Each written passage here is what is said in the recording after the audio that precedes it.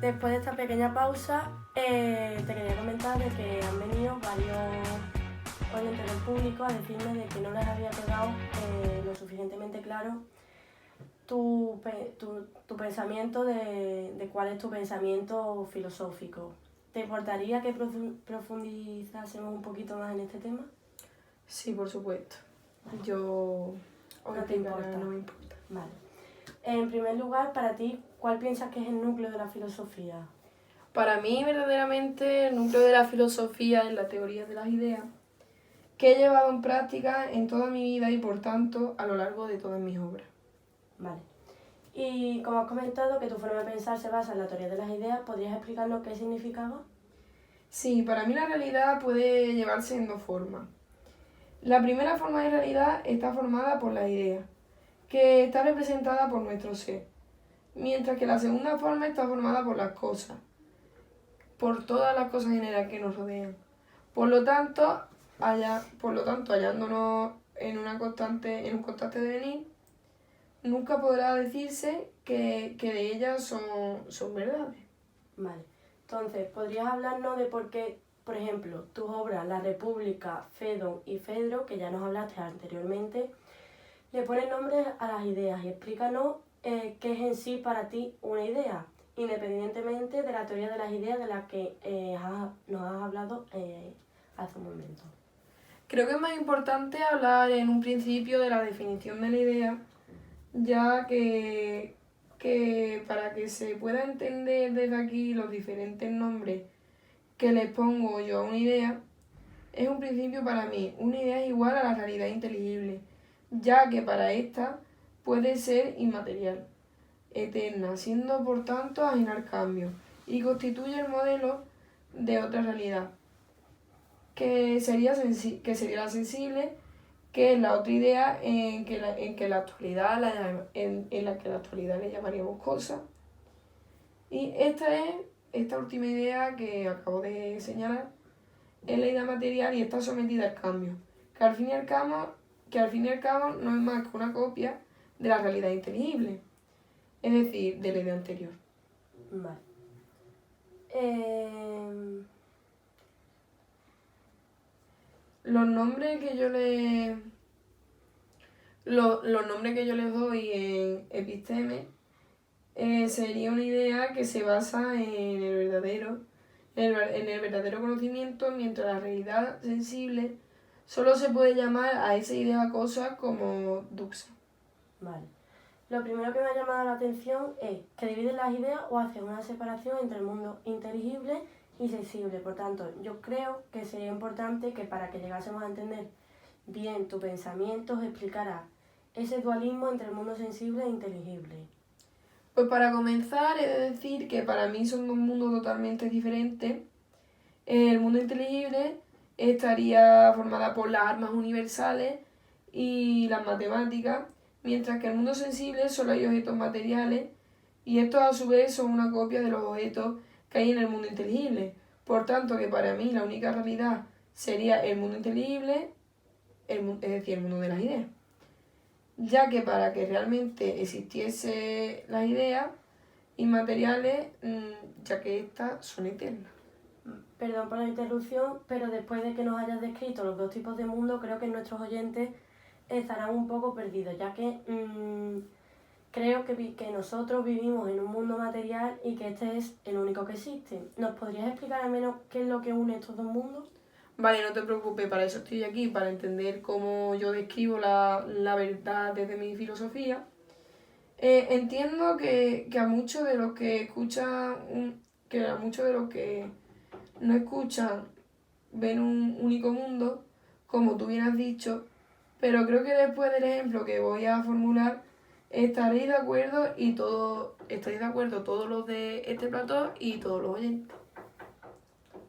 A mí me gustaría explicarlo como un ejemplo del mito de la caverna, Que ya hablamos de él anteriormente. obviamente. Imaginaros que nos encontramos en una caverna donde hay prisioneros encadenados a una pared desde que nacen, de tal forma que solo pueden ver la pared que tengan delante. Y ahora, imaginémonos que detrás de estos prisioneros se encuentra un fuego y entre el fuego y estos prisioneros se encuentran otras personas que proyectan sus sombras en esa pared. Esas sombras serían la única realidad que conocen estos prisioneros. Y por tanto, se descubre que la realidad que ellos veían eran sombras pertenecientes a personas que producían el fuego. Y por tanto, se escapa de la cueva y descubre la auténtica realidad que sería el sol. Bueno, más bien la luz que procede desde esta. Esta luz le ciega y le encandila. Después, poco a poco se acostumbra a la verdadera realidad debido a lo que le provoca la sombra. El sol es más real que la propia sombra. Aunque no significa que esta sombra sea falsa, pero no auténtica en realidad. Por tanto, el mundo sensible es una copia del mundo inteligible, ya que estaría compuesto del alma, la idea y las matemáticas, que han existido desde siempre y por tanto es imposible que desaparezca. De todas formas, si aún tenéis dudas, podéis ver la peli de Matrix, que es un gran ejemplo de la doble realidad de lo que es falso y lo que es verdadero. Sin duda, creo que después de esta entrevista nuestros oyentes se quedarán con la parte más importante de la entrevista y creo que esa peli yo personalmente no la he visto y creo que muchos de los oyentes que nos están escuchando se pondrán a verla. Ahora que nos ha quedado todo mucho más claro con tu ejemplo del mito de la caverna, creo que nos has convencido a muchos de los que estamos aquí hoy presentes, de lo que nos has narrado. Por tanto, me gustaría que nos dijeras si crees que el filósofo Descartes tiene más visión parecida en la que se refiere a la realidad. Pues totalmente, ya que Descartes habla de dos mundos cuando había dificultad del saber de lo que es sueño y vigilia. De lo que vemos cuando estamos dormidos y de lo que no vemos cuando estamos despiertos. A lo largo de la entrevista hemos hablado de que es una idea, de la teoría de las ideas, del dualismo entre el mundo inteligible y sensible, del ejemplo del mito de la caverna. Vale, supongo que me estarás hablando de hacer una jerarquización de las ideas. Vale, pues el primer rango sería la idea del bien, que para mí es lo que le da sentido a la realidad, ya que gracias a él, el bien, existe todo el bien. Después iría la idea de las matemáticas y por último la idea de las cosas. Todas estas se podrían decir que están relacionadas. Vale, también anteriormente nos hablaste de la idea que tenías del bien, que era que no nos podías dar una definición porque si lo definía no permitía que entendiésemos totalmente qué es la idea del bien. Además nos dijiste que todos los que nos oyen, no todos son capaces de entender esta idea, ya que para entenderla hace falta un largo proceso educativo, como dijiste anteriormente, y que es muy duro, pero que estas personas que no lo consiguen entender, que no se alarmen, que no pasa nada, porque tú esto, por una vez que escuché por ahí, lo explicabas mediante una metáfora. ¿Nos puedes decir cuál es la metáfora que utilizas para explicarlo? Realmente no puedo darte una definición, Es que eso lo he dicho yo en plan para hablar yo un poco más y ahora tú lees el párrafo ese. Vale. Para mí la idea del bien gobierna toda la realidad, ya que es la que hace inteligible la realidad. Antes hablé del mito de la caverna como ejemplo para explicar los dos mundos, y me gustaría relacionarlo de nuevo, ya que el sol sería equivalente a esta idea del bien. Todos sabemos que el medio para conocer el mundo sensible es la vista y que para ver necesitamos tener ojos y tener luz para ver todo lo que nos rodea. Por ello, el mito de la caverna, el ojo equivaldría al alma racional que debe ser ir accediendo poco hasta ir al exterior y por tanto conocerá la contraria y por tanto cuando se sale es posible de conocer realmente la idea del bien, ya que al conocer esta idea conocerá la contraria y por tanto sabrá guiarse por la idea del bien. Además sabemos que gracias al sol hay vida, pero no solo eso también, sino que nos enseña a través de su luz a todo lo que nos rodea. Por ello, si la belleza es la realidad en la que vivimos y la armonía, por eso nos enseña la belleza y la realidad que vivimos y toda la armonía. Por tanto, es la causa de la existencia de toda la realidad. Quien conozca esta idea del bien será un sabio, ya que será capaz de aplicar esta sabiduría en todos los ámbitos, tanto los éticos, políticos, económicos. Por tanto, quien de manera se podrá decir que las escuelas intentan potenciar desde que nacemos son nuestros propios padres, para que luego más adelante apliquemos a los distintos ámbitos que nos rodea y por tanto llegar a ser más justos en esta vida. Vale, anteriormente explicaste las teorías del conocimiento, que eso creo que les quedó bastante claro. Pero tengo una pequeña duda respecto al alma, ya que has dicho que nunca ha nacido ni ha muerto, ya que es que para mí el alma nace cuando nosotros nacemos y muere cuando morimos. Entonces me gustaría que explicaras más ese concepto, ya que creo que no soy la única que le cuesta comprenderlo. Y además de que has dicho que conocer es recordar aquello que nuestra alma ya conocía. Yo me levanto cada mañana y no recuerdo ni lo que he hecho hace un mes, así que me gustaría que tanto a mí como a todos los que nos escuchan aclararas estas dudas. Por supuesto. Es normal que te hayas liado al oír lo que acabo de decir, pero ahora lo voy a explicar y seguro que después lo entenderás, que después lo que llevamos de entrevista lo entenderás y este concepto será uno de los más fáciles de entender.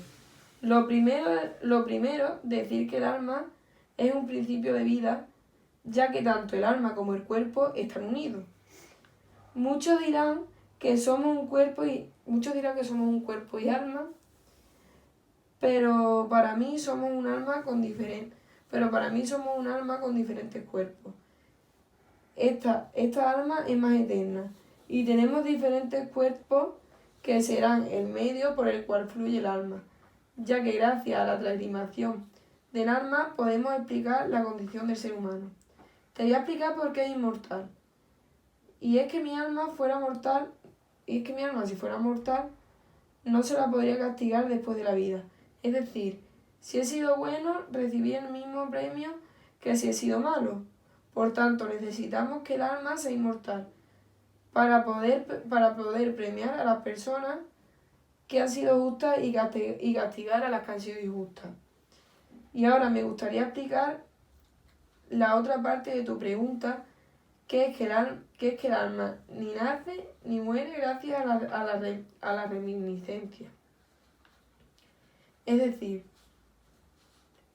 desde el nacimiento ya existía desde el nacimiento y la muerte ya existía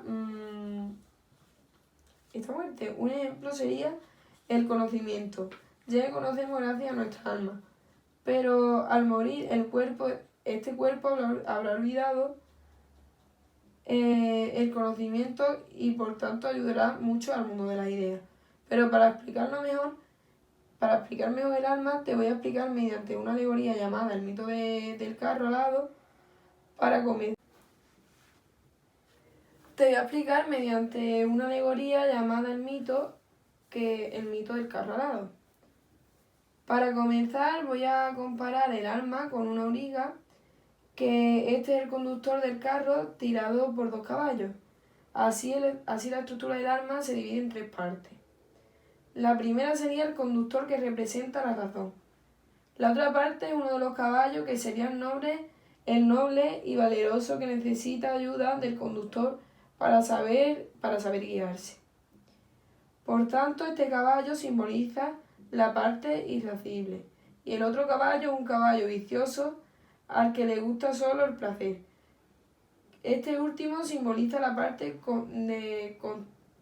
concupiscible.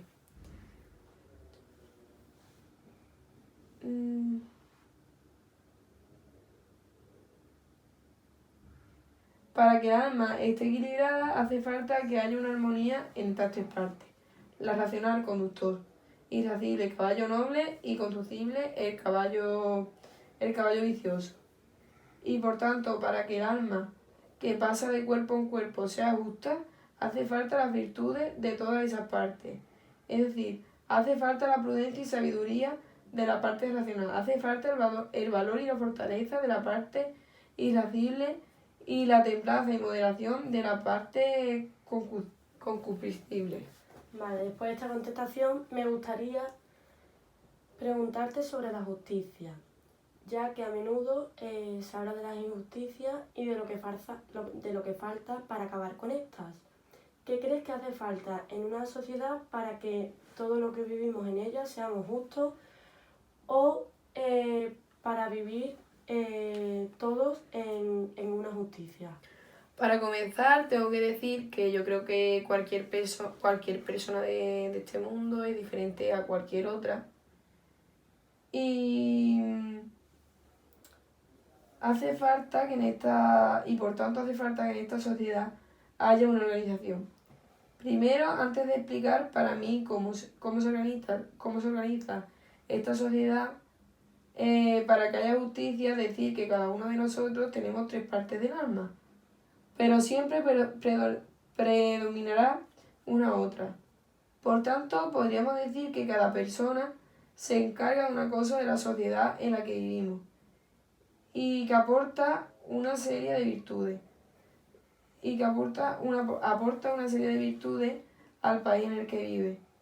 Por tanto, las personas con alma concupiscible deberán de ser los productos que serían, por ejemplo, agricultores, ganaderos, ya que ofrecen la templanza a la sociedad, ya que todo esto ofrece la templanza a la sociedad.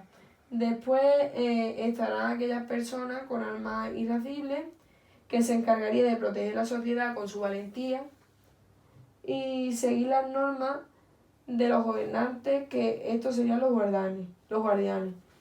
Es decir, la fuerza del Estado, por ejemplo, los bomberos. Y por último tenemos las personas hechas de alma racional, que serían los gobernantes. Su virtud sería su prudencia y su sabiduría. Por ejemplo, estos serían los políticos que se encargarían de llevar a la sociedad hacia el bien común. Por tanto, su defecto sería la ignorancia de lo que es verdadero o justo. Es decir, para que no se produzca injusticia, están en tres partes de la sociedad, que deberán cumplir su función y subordinarse unas a otras. Así se conseguirá una justicia social. Vale, después de decirme qué es lo que hay que hacer para que una sociedad sea justa socialmente en el mundo y explicarme cómo se organiza la sociedad en la que vivimos actualmente, me gustaría que hablaras de cómo se deberían solucionar los conflictos sociales que se están produciendo en los diferentes países, como las protestas violentas que hay en Hong Kong, en Ecuador e incluso en Cataluña sin salir de nuestro país, en Líbano, en Venezuela o Chile, entre muchos otros según lo que piensas. Creo que, como he dicho anteriormente, la sociedad debería subordinarse una parte a otra. Es decir, cada parte debería subordinarse, una parte del mundo debería subordinarse a la otra, por si no había que hablar. Es decir, que deberían apoyarse uno a otro, y yo creo que es uno de los problemas que cada parte solo piensa en sus problemas de manera individual y no en el de la sociedad. Además, creo que ninguna parte está haciendo su trabajo como es debido, porque si así fuera, habría justicia, porque de hacerlo todas las partes, porque hacerlo todas las partes del bien, no habría ningún tipo de protesta, porque todos estarían de acuerdo con el trabajo que están haciendo todas las partes, y de hacerlo en alguna parte solo habría protesta. El problema de estas protestas violentas es que ninguna parte está haciendo lo correcto, pero sí que hay una solución. Esta sería que los gobernantes no se olviden de que son la parte racional de la sociedad en la que vivimos y por tanto deben de caer en la corrupción y buscar su propio bien. Porque si están en la posición en la que se encuentra deben llevar a la sociedad hacia el bien y saber controlarnos, y no solo eso, sin solucionar nuestros problemas, mediante su razón y por último guiarnos. Después tenemos a los policías que tampoco están haciendo su función en todos estos países como es debido. Porque muchos de ellos no se están encargando de proteger a la sociedad en la que vivimos, sino usar la valentía contra otros. Unas veces por ellos y otras veces porque los políticos le mandan una orden de atacar cuando pasan protestas civilizadas, pero en las que se dicen cosas que no les gustan a ellos. Y por último, tenemos a los trabajadores humildes, que no están haciendo su función, que sería la templanza, y están cayendo en el descontrol. Por tanto, si solo hubiera una parte de estas tres en la que lo estuviera haciendo mal, la sociedad avanzaría lentamente, porque para que avanzara haría falta una completa armonía.